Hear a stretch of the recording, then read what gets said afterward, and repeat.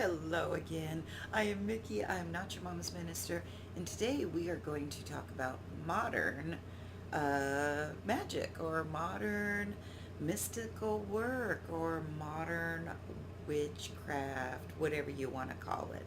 So, one of the things that I noticed when I was first getting into the mystical work outside of the worship or the divination or anything like that, I was getting more into the actual magic acts or spell work or anything like that. And one of the things that I noticed is that there seemed to be a consensus amongst the published practitioners of mystical work that you had to follow a certain routine or a certain ritual or a certain rite in order to make things happen. And so you needed to use, and things changed throughout the years, and so you went from being told that you had to use a mortar and pestle to that you can use a coffee grinder and so forth and so on. And so we kind of adapted, and practitioners kind of adapted to not only technology becoming better but also kind of the more common sense about spiritual practice or mystical practices. And that's really awesome because it's necessary to continue to advance and continue to learn new ways of doing things. And it's very important for life in general, but it's definitely important for mystical work or spell work.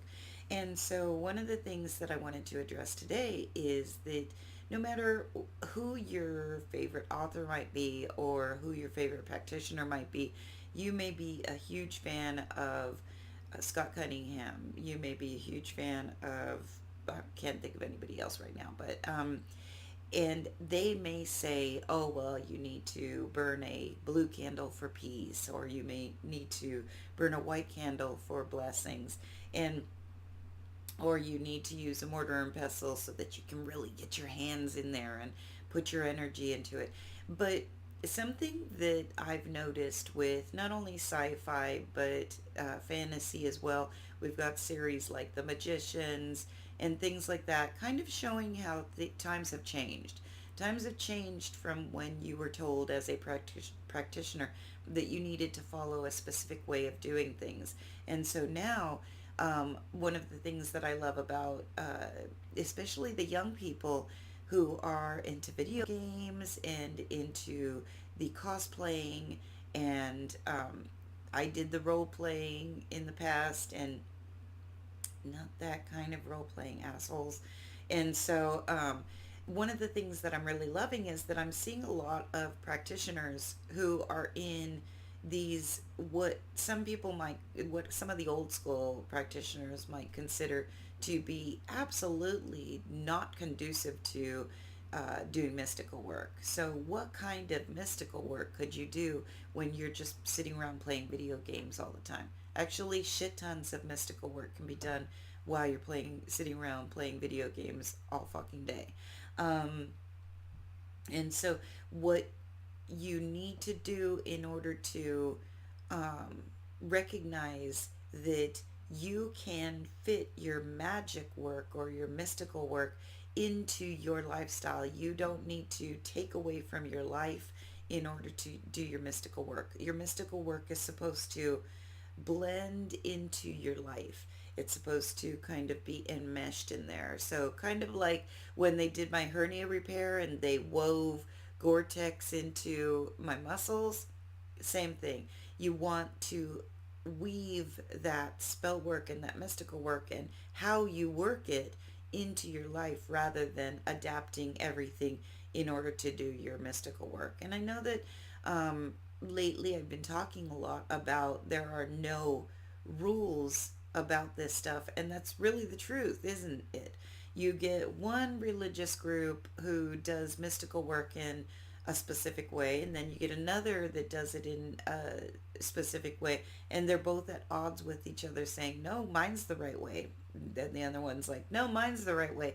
And you're sitting back going, yeah, but I've done both of them and they worked, they were both successful. And then I also did my own way and that was successful as well. And so that kind of is what it comes down to, is that you have to work it into your life. Just like a gamer can sit there and be focused on using the let's say the boss in their game, uh, they are utilizing that anger at that boss, or that attack on that boss, that necessity to defeat that boss. Let's say you use that boss in that video game as a puppet or a voodoo doll, in order to represent somebody or something that you are going against in your real life. Now, I know what you guys are going to say. You guys are going to say, listen, doesn't this lead to some more aggression in mystical work? No more aggression than was already there. If you're going to have that moment that you feel like you need to either banish or curse or hush or anything like that, somebody in your life, that's already aggression. So it's not going to, we're not going to turn mystical practitioners into hardened criminals just because we are teaching them how to adapt their mystical work to their lifestyles. So calm down, everybody. Let's everybody take a deep breath and think about this logically. Mystical work is supposed to help with your life. What happens when you have to adapt your life to your mystical work? Doesn't make much sense, does it? It's not really benefiting you then at that point. At that point, it's becoming a chore. At that point, it's becoming something that you don't necessarily want to take time away from your life in order to do your mystical practice. So, if you have any questions about how to adapt your life, or how to adapt your mystical work to your life, go ahead and drop me a line. Please don't forget to like, share, subscribe, and comment. And I love you. Many blessings to each and every one of you. And I will